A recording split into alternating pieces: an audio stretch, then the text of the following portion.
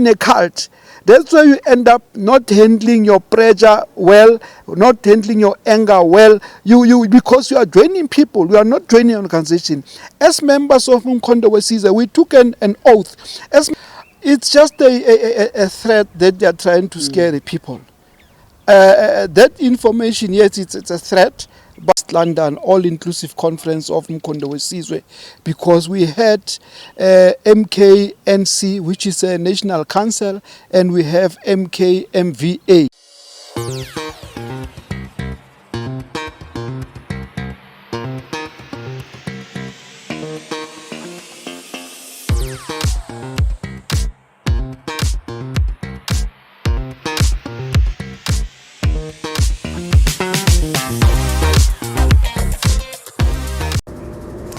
Because we don't want to be seen as if we are biased, we are requesting for MK Party to come and also explain their side of the story. We've been trying, the few that we got are afraid to come on camera. They explain outside the camera, but we plead with them to come and explain in camera. We have found the MK guys, the original MK guys, who are explaining the differences within the MK, and they are also explaining why they feel they were not going to join the MK. So MK Party, please come to the forth and explain yourself. Thank you. I'm with my colleagues here. David, I'm going to ask him to clarify this issue of Nkosazana, because we know that there's a party that has been established by Jacob Zuma called Nkosazana Party. So I want my friend just to clarify which is the real Nkosazana. I am David Mohapi from Ward 3, Maibuya branch of the ANC, and a member of MK LWV, which the name MK LWV came after the conference of East London, all-inclusive conference of Nkosazana, because we had MKNC, which is a national council, and we have MKMVA, which was the association that was in existence then. That's where now the name of Nkosazana Liberation War Veterans was actually created or renamed from the previous names. Okay. Another question? Okay. Sure. What is the other question? Yeah, I just want to think first. Yeah, okay, sharp. Okay, I'll help you pose questions.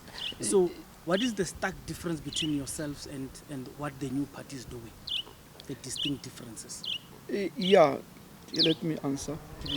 When the distinguished difference between the new MK party, the MK party is a cult.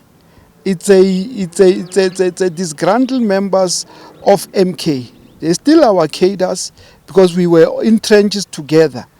But because of we are handling disgruntlement in different ways. We have different ways of intelligence in terms of how do we handle pressure and how do we handle anger. So the comrade that are now at MK Party is just a cult. It is not an organization. It's people without any policy at the moment. It is people without leadership. Just because of they are angry, they act on their anger. Now, when you look at the MK LWV, it's a part and parcel of African National Congress, because it's a military wing. That was one of the four pillars of struggle when the ANC was vouching struggle against apartheid government. Then they established the MK in 1960 to take up arms and go to different countries in the whole globe to be supported there to voice struggle against apartheid. Now, that's where the difference is. Now, we are the part and parcel like African National Congress leagues, the Women's League, the Veterans League, and now our association, which is now military MK Liberation War Veterans. So we've got policies. We are not a cult. We are an organization, because we are not joining members. We are joining an organization. When the president leaves after his term, we are electing another president through democratic processes within the organization. Now, when you have joined a cult, that's why you end up not handling your pressure well, not handling your anger well. Because you are joining people, you are not joining an organization. As members of Nkosazana, we took an oath. As members of the ANC, we took an oath, solemn statement to say, I will do and abide by the principles and policies of the organization, nobody else. When you join a person, that's why tomorrow, when that person leaves the organization, you want to live with him, because you don't know the principle, you don't read the doctrine of the organization. So what makes a difference between the new parties, all of them, not only MK party, all these parties are cult. There's nothing change they are going to bring about this country. Take issues of coalition government. Johannesburg as a metro, how many mayors did it have? City of Tshwane, how many mayors did it have? When we've got a decisive majority as an organization, regardless of who wins the election, we need an organization that can take responsibility and be accountable to the citizens of this country. So I'm really encouraging members not to be confused of who is MK party and who is MK LWV. MK Liberation War veterans are a structure of the ANC. So there's no confusion there. So those comrades, probably they will smell the coffee and come back home to the ANC, because it's the only vehicle that can deliver in terms of the Freedom Charter that was actually agreed upon in 1955 in Johannesburg. So basically, that's what makes us the distinction between the two organizations. Our veterans who've got force numbers who crossed to the other side, do you think the ANC should take a step against them? You see, the veterans that are still members of the ANC need to take disciplinary steps against them, so that either they are staying, or according to the Constitution Rule 25 of the ANC, it comes clearly when you go and canvass against the ANC, automatically you have expelled yourself. Nevertheless, but the ANC still need to make sure that we've got the watertight case when we go for DC against all members that are members of the ANC, because there is no MK without ANC. That's a distorted history when you write history like that, because this is a rich history of Nkosazana. People lost lives, others still buried in exile. We haven't bring them home. So that's the bone of content that we are still struggling with within the ANC, to make sure that those spirit outside the country, they get rest. Hence, we've got the military veterans department that is dealing with directly with issues of military veterans. Bekikele says Jacob Zuma is selfish because he doesn't care if there's going to be shed of blood whenever he does such things. And Jacob Zuma said he doesn't care. Do you think there's a security risk, and people are agitated to say if the IEC doesn't give MK party a win, we might face a possibility of bloodshed? It's just a threat that they are trying to scare the people.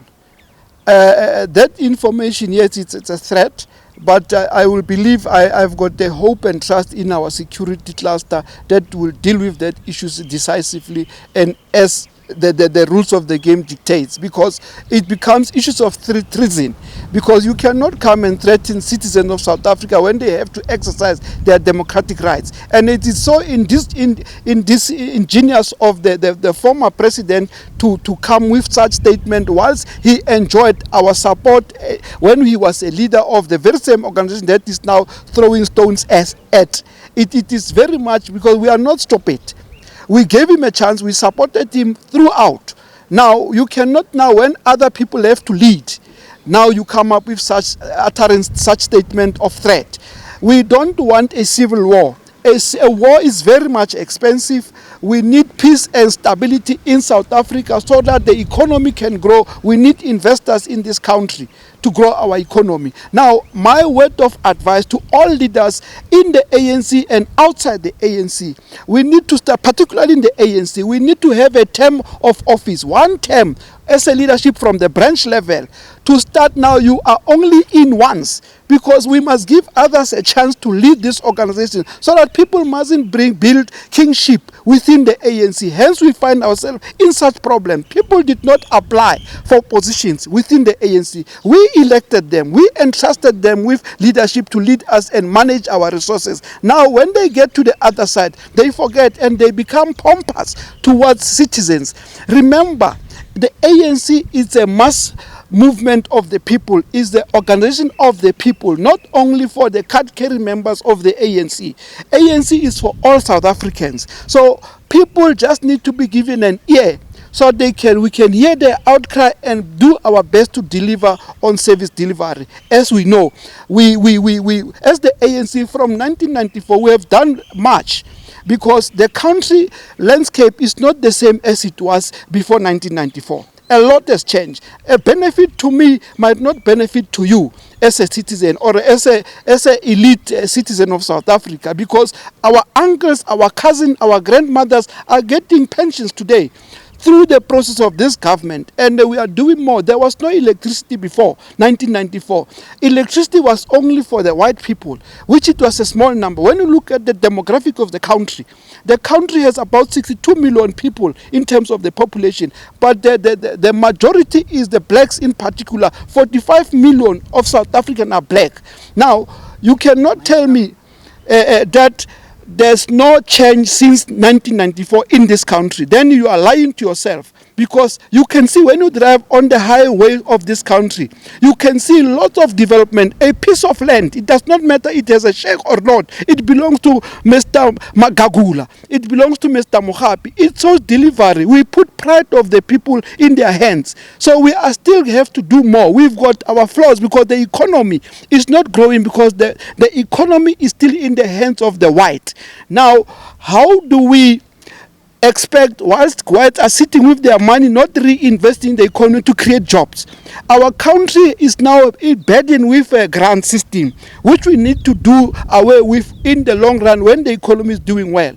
So that's my advice. Let's participate in this democracy. Let's vote for decisive win of the ANC. It's the only party in this as an organization that is not a cult. Others is cult, all of them. ANC wins, ANC leads, ANC actually will direct the country to go to the right path. Thank you very much. Okay.